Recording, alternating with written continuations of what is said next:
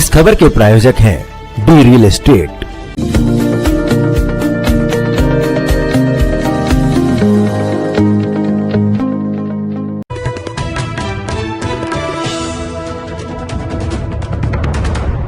एक कार्यक्रम में हमारी बात मलकागंज वार्ड की निगम पार्षद एवं डिप्टी चेयरमैन रेखा अमरनाथ से हुई, जिन्होंने विधायक तिमारपुर के विधायक खिलाफ खोला मोर्चा।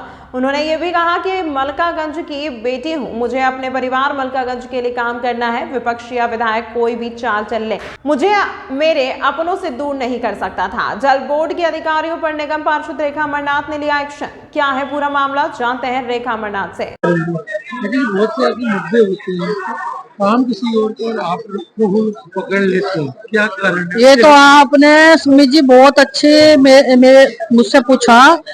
मेरे ही वार्ड में मलकागंज में आम आदमी पार्टी के जो भी विधायक तो कहने प्रत्याशी, जो कभी कांग्रेस में, कभी बीजेपी में और कभी वो आम आदमी में, यानी कि वो एक क्या कहते हैं ना, बिन पैंदी का लोटा।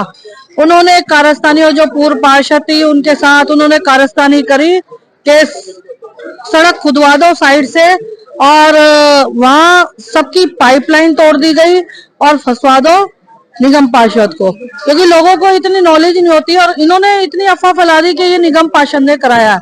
जब मैं वहां पहुंची, क्योंकि मेरी जो है रोड बनने का, ड्रेनेज का करीब 3.5 करोड़ का वो बजट पास हो चुका है, मगर मैंने इलेक्शन को ध्यान में रखते हुए वो इलेक्शन के बाद के लिए पेंडिंग रख दिया। मगर जब ये देखा गया तो मैंने भी जो है प्रोजेक्ट से पूछा कि भाई ये काम किसने शुरू किया, तो उन्होंने बोला नहीं हमने नहीं किया। मैंने जल बोर्ड के अधिकारी से पूछा, कह रहे जी पानी की पाइपलाइन डल रही है, जबकि वहां देखा तो पानी की पाइपलाइन डलने की जगह और टूट रही थी। यानी कि ये देखो ना कि जो विधायक प्रत्याशी आते ही ऐसे ऐसे कारनामे कर रहे हैं कि लोगों को गुमराह करने के, वो क्या काम करेगा। लोगों को पानी देने की जगह उसने सड़क तुड़वाने के बाद जो है वो पार्षद का नाम लगा रहा है, यानी कि अपने आप को सरासर बचा रहा है। जब मैंने जल बोर्ड के जेई को बुलाकर, निखिल नाम है उनका, और उनके खिलाफ एफआईआर दर्ज कराई और उनसे जो है वर्क ऑर्डर मांगा कि भाई टेंडर दिखाओ, तो उनके पास कुछ दिखाने के लिए नहीं था। उन्होंने फिर डर की वजह से, मैंने उनको बोला कि या तो अभी इसको जोड़ो, एफआईआर तो मैं करा चुकी हूँ, और इसे जोड़ने के बाद उनको टेंडर भी मांगूंगी मैं कि अपना वो दिखाइए। कहते कि ये हमारा वर्क ऑर्डर बहुत पहले हो चुका था, मगर मैं फिर भी उसको मांगूंगी कि ये काम तो हो रहा है वहां पर। मगर मैं ये कहना चाहती हूँ, मेरे वार्ड में जो ऐसी ऐसी कारस्तानी विधायक प्रत्याशी के द्वारा की जा रही है, इलेक्शन के टाइम पर ही जगह जगह गड्ढे खोद रहे हैं कि जी पानी की लाइन चेक की जा रही है, और पानी की जो सीवर लाइन, मतलब उन्हें सीवर लाइन जो है 11 सालों में आम आदमी पार्टी वालों को नजर नहीं आया, 10-11 सालों में, मगर इन्हें सीवर लाइन अभी नजर आई है। जब से जनता के, क्योंकि मैं भी गुहार करती थी सीवर लाइन डाल दो, गलियां बननी है, नहीं डालते, को कहते कि हमारे पास कोई बजट नहीं है, हमारे पास जो है अभी बहुत शॉर्टेज है। मगर इलेक्शन के टाइम पे इन पर कहां से बजट आ गया जो सीवर की लाइनें डालने की कोशिश कर रहे हैं। और लाइनें नहीं डालनी, आप आर्यपुरे में चले जाओ, आर्यपुरे में इन्होंने एक लाइन डालने के लिए सीवर की छोटा सा पाइप डाला है और उन्होंने सारा खोद दिया, जिसकी वजह से लोगों को बहुत अव्यवस्था हो रही है।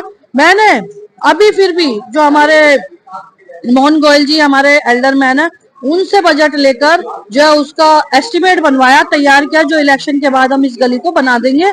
मगर फिर भी लोगों को जो असुविधा हो रही है, ये लोगों की वो नहीं देख रहे कितने लोग गिर रहे हैं या कितना, मगर इन्हें ये है कि वहां पर भाजपा को बदनाम करना जनता समझती है। कल भी लोगों ने समझ गए कि किसकी कारस्तानी है। देखा जाए दो पहलू होते हैं, एक पहलू होता है कि जो सुनी नहीं रहा, दूसरा ये है कि उनका काम नहीं लेकिन फिर भी आपके पास आ रहे हैं, वहाँ की बेटी भी कहा जाए, तो उनके लिए क्या कहेंगे कि किस तरीके से आप खड़े उनके साथ? मैं उनके लिए, मैंने उनसे जब कल ये वारदात हुई तो कहीं पे भी मैंने बोला है कि मैं आपके लिए रात दिन खड़ी हुई हूँ, जब तक ये काम नहीं होगा मैं वहीं तक वहां पर बैठी रहूंगी, और मैं शाम तक वहां बैठी रही।